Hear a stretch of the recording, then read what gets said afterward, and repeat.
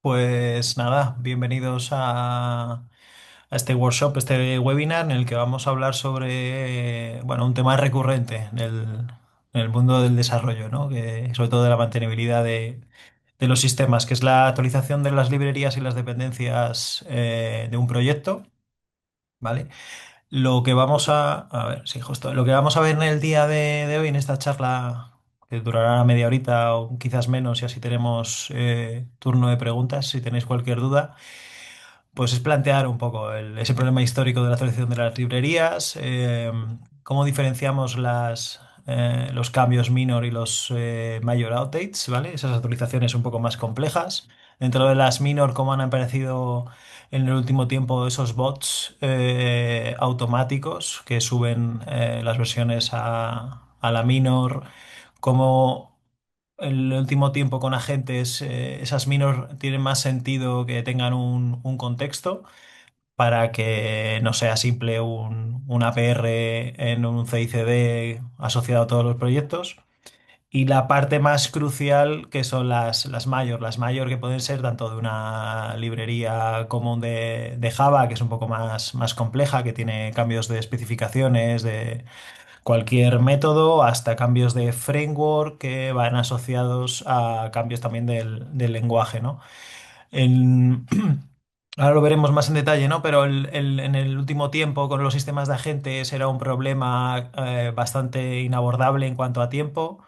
En los últimos 5 o 6 meses se han empezado a poder realizar este tipo de migraciones y principalmente en los últimos dos con los sistemas de agentes actuales de las grandes corporaciones que todos conocemos, Anthropic, Google. OpenAI, bueno, estamos en un punto en el que se acelera bastante ese tipo de casos. Y el último punto veremos un caso práctico, no tanto en ejecución, pero sí en demostración de cómo hemos metido, en el último tiempo vuelve el Specs Driven Development, ¿no? En plan, tenemos una serie de especificaciones, las skills, los hooks, un control mucho más autónomo que permite acelerar todo esto. Entonces, bueno, hace como 3 meses también dimos una charla centrada en la resolución de incidencias, que si queréis podemos facilitaros el vídeo, si alguno que estuvo en aquella charla, eso está todo dentro de este vertical, ¿no? De gestión de la auditoría técnica. También dentro de Diverge tenemos otra serie de soluciones de migraciones automatizadas, no voy a entrar mucho en detalle en cada uno, pero para que lo conozcáis, ¿vale? Como comentaba, el problema histórico de atracción de librerías es bastante va perenne a lo que es el desarrollo del software. Desarrollamos nuestro software, fijamos nuestras dependencias y con el paso del tiempo obviamente se van quedando deprecadas o vamos teniendo vulnerabilidades que nos van avisando Sonar o cualquier herramienta eh, que se use de estática de este estilo y tenemos que dedicarle tiempo a tenerlas actualizadas para resolver ese tipo de conflictos y si queremos hacer cualquier feature tenemos que actualizarlo. Entonces es un proceso doble, es ese coste, ese trabajo tan manual que muchas veces es tan ingrato y sobre todo que no tiene un retorno claro, sobre todo para las empresas, ¿no? Prefieren congelar ese desarrollo y ese mantenimiento que estar actualizando por el coste que tiene. Entonces, el tema de... Voy a dejar dos preguntas iniciales que espero que luego al final de la charla, con lo que comente, se quedarán respondidas, ¿no? ¿Cuál es la principal mejora de meter agentes autónomos y más cómo está el estado del arte actualmente? Principalmente es el retorno de inversión, es decir, es el coste de oportunidad de que tienes a los desarrolladores que no se encargan de eso o se encargan un 10% de su tiempo y no tienes equipos especializados solo en eso. Entonces, si comparamos en cuanto a tiempo y coste para una empresa, qué cuesta los tokens de un modelo para actualizar una librería versus las horas que puede tener un desarrollador, se verá claro que es un problema que vamos a resolver de esta manera y por qué debo fiarme de un agente para hacer todo esto, ¿no? Y en qué punto estamos en este mundo. Como decía anteriormente, vamos a diferenciar entre las minor y las mayor porque no tienen nada que ver. Ambos son actualizaciones de librerías, pero bueno, a grandes rasgos y entrando por alto nivel, un minor o un parche, una versión menor, siempre es compatible hacia atrás, no suele afectar, suele cambiar principalmente los ficheros de dependencia, los build, ¿vale? No suelen afectar a scripts digamos, de módulos, sino que es más lo que decía, ¿no? De cambiar una versión que arregla cualquier cosa, pero no tiene un gran impacto y son bastante factibles de hacer, tanto en tiempo como el auge de los bots que te lo hacen. En cambio, las mayores sí que tienes ahí el mayor problema, ¿no? Esa ruptura de compatibilidad. Hay partes que los nombres de los métodos cambian. Antes eran tres, ahora son dos. Se refiere a cualquier contrato dentro de una API, de cualquier solución. Si es un cambio, un refactor, o sea, es una evolución de un framework, supone hasta cambios de arquitectura, refactorizaciones. Bueno, es un tema que se pasa de alcance. Muchas veces este tipo de mayors a veces implica, no es una actualización de librería, así que no es casi una migración de entre versiones de un mismo lenguaje, de un Java 8 o Java 17, de cualquier framework, que si estás en el framework 4.0 y pasas al 6, supone también ese cambio de lenguaje. Entonces, bueno, se suelen salir de tiempo. Entonces, bueno, volviendo al tema de cómo se ha evolucionado en el último tiempo, hacer las minor con bots, o sea, es decir, tenemos una detección de una nueva versión, se crea la APR, tú te la mergeas a tu propia rama y se va actualizando. Ahí surgen pues, bots como Dependabot, Renovate, pero el problema que tienen estas es que solo ven la versión, ¿no? No analiza el uso real, no tiene contexto del proyecto, no tiene impacto semántico.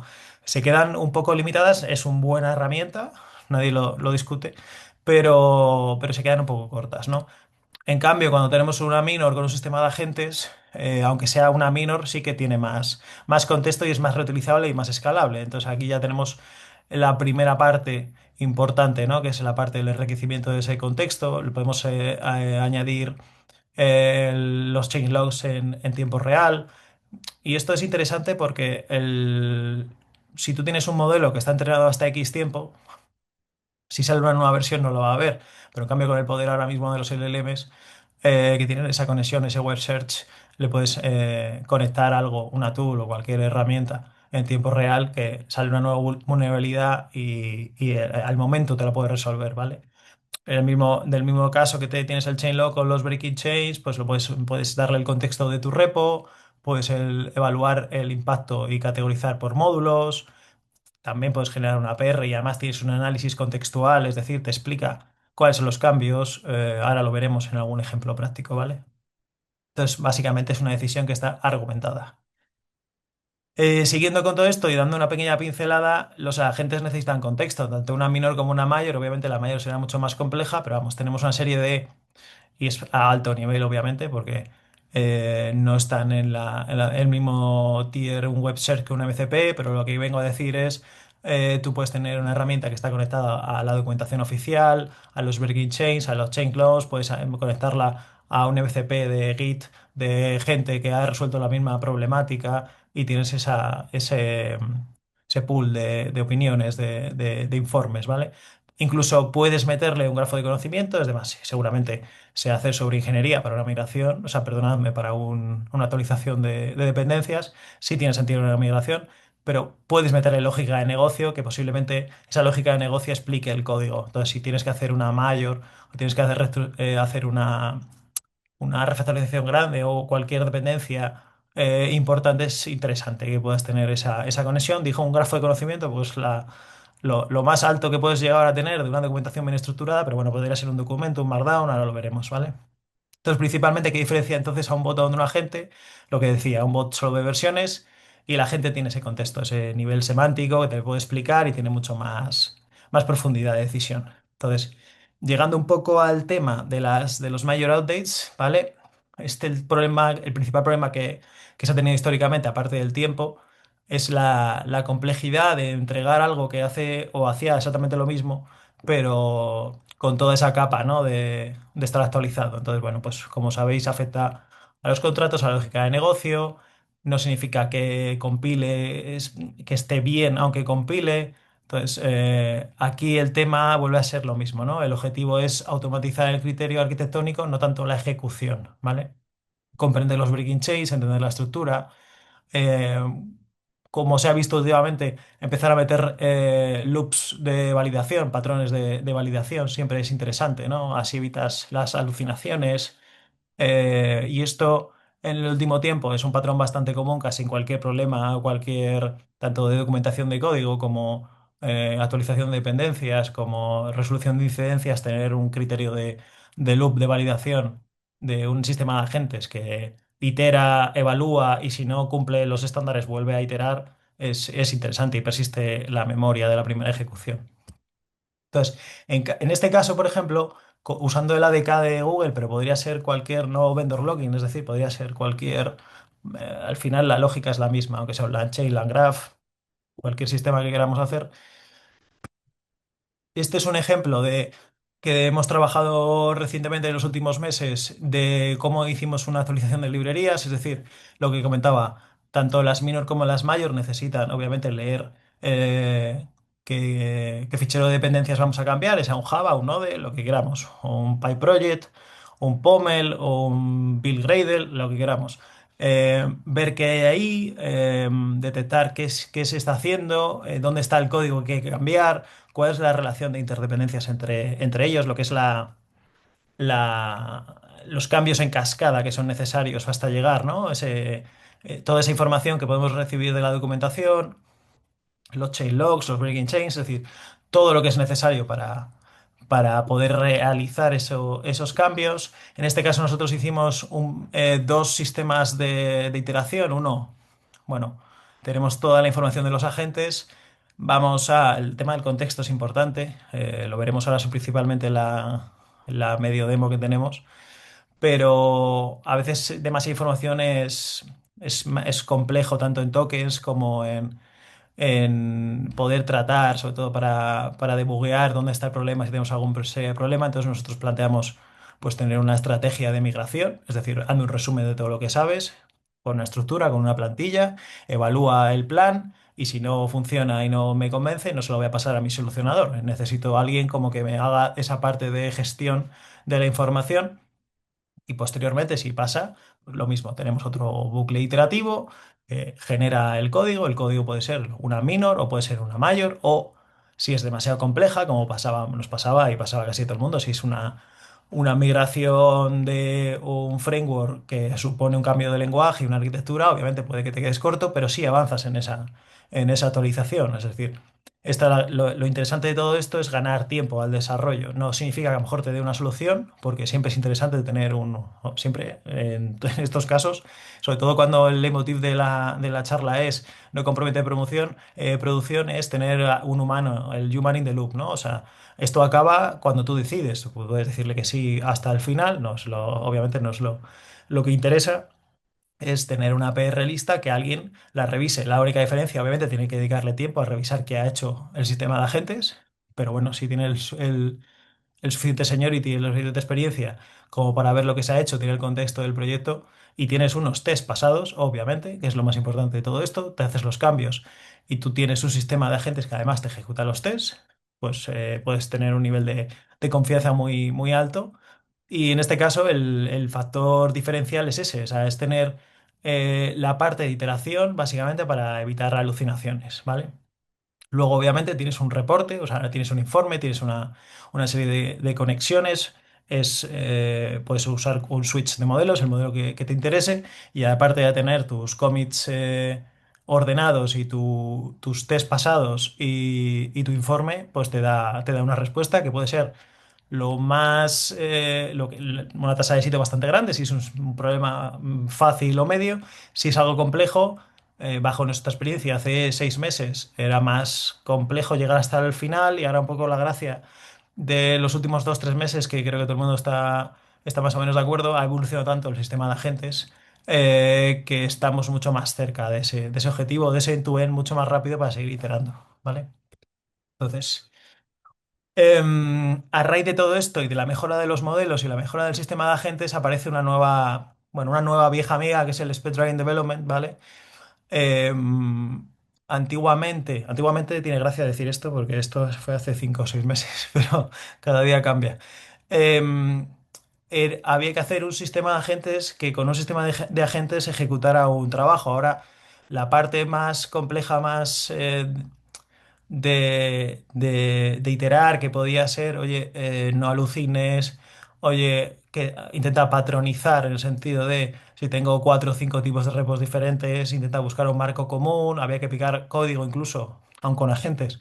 Pero en el sentido de tenía demasiada variabilidad, ahora es todo esto se está avanzando bastante y lo interesante es la rapidez cómo evoluciona y cómo con un Markdown, con unas skills, con unos hooks que ahora entraremos un poco más en detalle, el resultado es mucho mejor que hace 6 meses. Es bastante impresionante. Entonces, bueno, siguiendo la lógica, el Markdown, ¿no? Deja de ser la documentación estática, es el motor de ejecución, donde podemos decir el qué, el cómo, el cuándo, el por qué. Tenemos una serie de reglas que nos evita, ¿no? Cualquier problema, tiene una capacidad, una serie de tools, una serie de lectura, o sea, de lo que es el CRUD, de lo que tiene que hacer, cómo hace el grep, cómo hace las sustituciones, que ha mejorado muchísimo. Entonces, te evita muchos los problemas que se puede haber tenido en el último tiempo. Sale la parte de las skills, ¿no? Que es como actúas como arquitecto de contexto y es como son habilidades, ¿no? A mí me hace mucha gracia porque yo suelo usar la, la ciencia ficción en el sentido de es como cuando, supongo que todo el mundo ha visto Matrix, pero cuando Matrix Neo dice ya sé Jiu-Jitsu, ¿no? Pues es un poco lo mismo, es una skill, es en plan de ya sé hacer esto y obviamente luego hay que pelear, luego hay que saber varias cosas, pero tú tienes tu habilidad ya aprendida. Entonces, esas skills es un poco en ese sentido. La parte de los hooks no deja de ser un trigger, ¿vale? Se puede jugar con, con generación de código, con test, con mandar mensajes. Bueno, el tema es sobre todo que hay un marco de reglas, ahora lo veremos en un ejemplo, donde los Markdown son es el lenguaje máquina que mejor entienden y con la evolución del estado del arte. ¿Vale? Entonces, un poco la lógica de esto es que ahora antes teníamos el código fuente o el anterior proyecto de la ADK de Google está hecho en Python, obviamente hay prompting pero, pero es lo que ahora sería el cloud.md o los ficheros MDs, ¿no? En plan de, oye, tengo el contexto general de lo que tengo que hacer, esas funciones y esas clases serían las skills, ¿vale? Hay un concepto bastante interesante que también ahora vemos en una pequeña demo, que es el tema del knowledge base. Eh, es curioso cómo con las ejecuciones, cuando estás desarrollando un sistema de agentes para hacer un sistema de agentes, yo haciendo pruebas de migración de código, cuando probaba migrar un Spring Boot 4 a 6 que cambia Java 8 a Java 17, quiero recordar, y no soy especialista en Java, em, los propios agentes me hacían una base de conocimiento y yo digo, oye, ¿por qué haces una base de conocimiento? Y me dice, porque si lo vuelvo a hacer ya lo sé y así ahorro tokens. Y ahora sí, también tiene una parte de conexión con Internet, ¿no? O sea, si no lo sé, lo busco, que es un poco lo que hemos visto antes, ¿no? Los breaking chains, los chain logs, la documentación oficial para llegar a eso. Y luego también tenemos la parte de los test unitarios. Ahora, en cada skill hay implícita una parte de testing y se puede conectar de forma muy sencilla. Ahora también enseñaré skills de testing, ¿vale? El entorno es el Python, el Node, lo que estábamos ejecutando, y ahora es el Gemini Enterprises, es Cloud Code. La parte de los paquetes, cómo se instalan, pues ahora enseñaré también un plugin, ¿vale? ¿Cuál es el sentido de este Dependency Libraries? Lo que ha cambiado. Lo que ha cambiado es que un proyecto que antes era, o sea, hace un año era prácticamente imposible de hacer con el MS, con agentes se empieza a poder hacer. El tiempo de desarrollo se reduce absolutamente a semanas o meses. A tener ahora un end-to-end son semanas, días, depende. Y cuando digo end-to-end no significa que vayas a conseguir tu objetivo, sino que tienes la estructura necesaria para llegar a tu objetivo. Luego hay que iterar, luego hay que perfeccionarlo, pero te estás ahorrando una cantidad de tiempo y en problemas de lo que decía, de los greps, de los skills no funciona, esto no se conecta, de pierdo el contexto, el de me hace una PR y no tiene el contexto del anterior, todo se está solucionando de forma mucho, mucho más rápida. Entonces, lo que comentaba del Cloud MD, un proyecto similar y no lo he vuelto a tocar porque me parece interesante un desarrollo lineal, es decir, no está ni refactorizado este proyecto de skills, que no deja de ser, cada skill es como una especie de endpoint que tiene que estar dedicado a un objetivo, que vemos ahí es analizar dependencias de un repo, hacer una minor, hacer una major, hacer un framework. Lo interesante de todo esto es que se interconectan entre sí, que está hecho con Cloud Code, que todo es Markdown, ¿vale? Salvo una parte de MCPs, y que además tenemos la opción de, lo que decía, de los knowledge, que se retroalimenta, tiene una parte de que aprende de lo que ha migrado para no tener que volver a buscarlo, ¿vale? Entonces, para entrar un poco más en detalle de lo que es una skill, por ejemplo, vamos a ver la que es un poco más interesante, aparte de las minor y las mayor, no deja de ser una serie de patrones de uso de cómo tiene que instanciarse una skill, qué es lo que tiene que hacer y cómo lo resuelve. Como está un poco que se entiende así asá, lo voy a poner aquí en un ejemplo de cómo aquí se va mejor. ¿Vale? Entonces, nosotros vamos a instanciar, por ejemplo, tengo un equipo en el que son desarrolladores y quiero utilizar quiero empezar a migrar código, pues esta parte de cómo estructurar esta información tiene varias patas. Puedes hacer, usar unas skills de plugin de cloud, es decir, tú como equipo de desarrollo voy a migrar un proyecto, pues tengo una herramienta hecha ad hoc para lo que quiero migrar y me pongo a trabajar en ello. Entonces, puedes hacerlo de esa manera, puedes tener lo que está aquí delante ahora mismo y lo puedes convertir en un SDK, es decir, en Python, en un endpoint de FastAPI y voy a ejecutar cada parte y en el fondo me va a hacer lo mismo, es decir, si yo quiero migrar un framework de un repo que se me ha quedado obsoleto, lo que hace la skill es lo que viene aquí delante, es decir, primero vas a decirle, oye, quiero con un MCP de Git o de Bitbucket o del repositorio de turno o incluso el local, voy a localizarlo, voy a buscar el fichero de las dependencias. Antiguamente,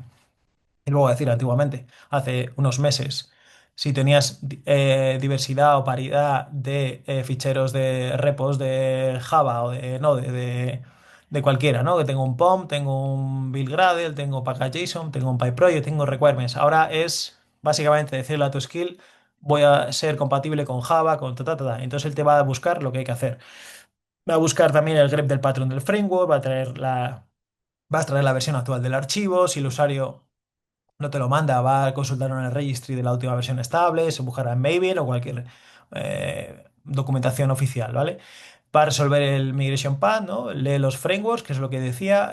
Si ya lo ha hecho, lo reutiliza, así te evitas temas de costes de tokens. Si no está, pues lo va a buscar dinámicamente, ¿vale?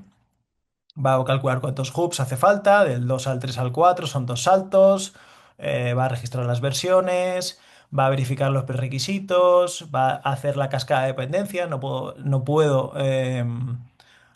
cambiar Hibernate sin cambiar Jackson o la librería de turno porque tengo que hacerlo en determinado orden, va a presentar un plan, va a pedir confirmación o no, esto depende de cada uno, lo interesante siempre es pedir confirmación y verlo ahí, pero se puede hacer totalmente autónomo hasta la APR.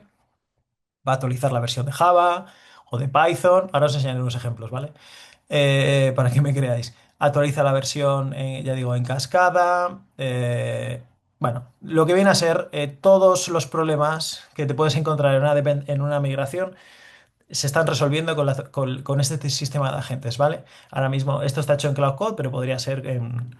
Bueno, el ritmo al que vamos ahora mismo, dentro de una semana, será otra cosa, pero puede ser cualquier cosa. La parte interesante de esto también es que tenemos una skill de test. Entonces, lo que va a hacer es, vale, he hecho los cambios y voy a ejecutar los tests con esos cambios y voy a ver si compila. Y se hace, y se compila y te hago una APR que te sale la iteración de los tests que fallen, ¿vale? Y luego te va a hacer un reporte final. Entonces, bueno.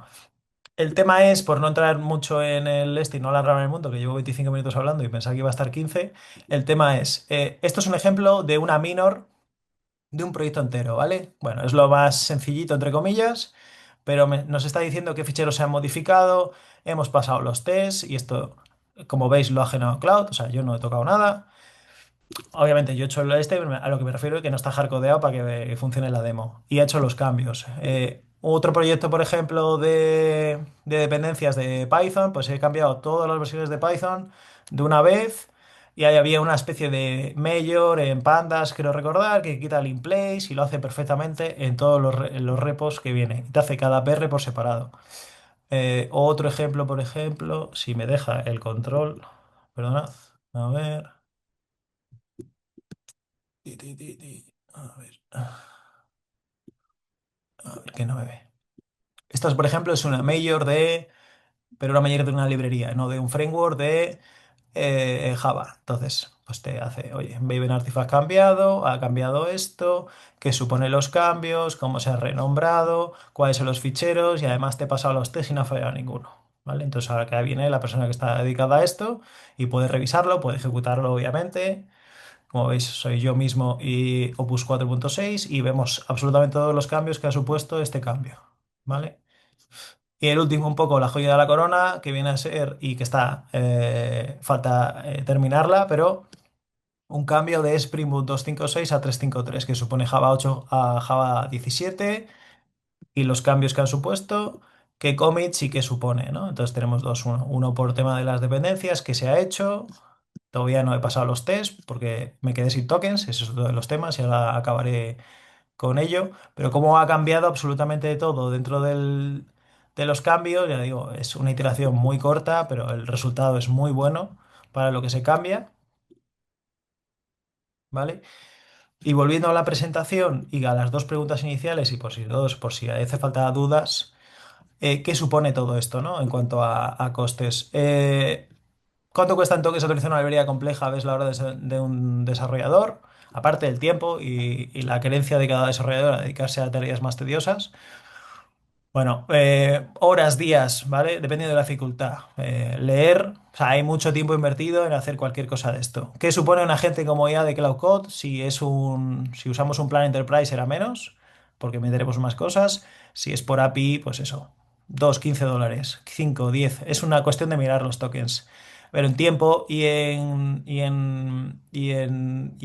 dificultad influye mucho, ¿no? O sea, estás liberando al desarrollador de esa ejecución, solo va a revisarlo. Eh, Estás enviando la deuda técnica constante, puedes crearte cron como un bot realmente, que cada X tiempo se ejecute y esté lista este tipo de migraciones. O te puedes acercar al objetivo final, que es la migración total, ¿no? Entonces, em, aquí lo más crucial es el tema del tiempo y el coste. O sea, al final, un senior X tiempo desarrollando este tipo de cosas, aparte de su hastío, puede ser crucial que el coste de oportunidad que está haciendo otra cosa y que solo se dedique un 10% de su tiempo a revisar PRs de este tipo de cosas, ¿no? Y la otra tema es cómo me puedo fiar de esto, ¿no?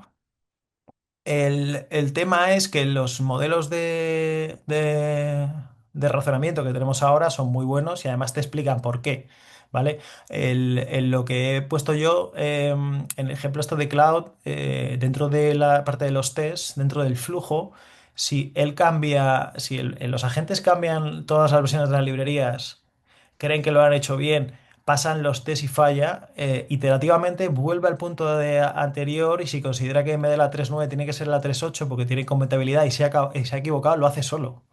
Es cierto que tú en el skill le pones que itere, pero lo hace solo. Entonces, luego te expone por qué. Dice, oye, cambié esto por esto porque esta versión 3.0 eliminó el soporte, es auditable, hay trazabilidad. Ya digo, la parte más interesante, aparte del coste, es el tiempo y acabar esas tareas más tediosas que pueden ser esto, que no se ven tanto en el día a día de una empresa, pero que luego te pueden suponer problemas e incluso posiblemente mucha gente conoce, a mí me ha pasado, un viernes subes cualquier tontería de una actualización de una librería y te quedas el fin de semana trabajando porque se ha roto producción. Entonces, bueno, no se supone que te va a quitar eso, no vas a hacerlo, pero al menos lo que sí vas a poder hacer es, oye, tengo mi sistema de agentes, me hacen los cambios y yo tengo ese reporte, ese informe de todo lo que ha cambiado y por qué lo ha cambiado. Entonces yo creo que es el punto más crucial de todo esto. Y creo que he terminado en un minuto más tarde.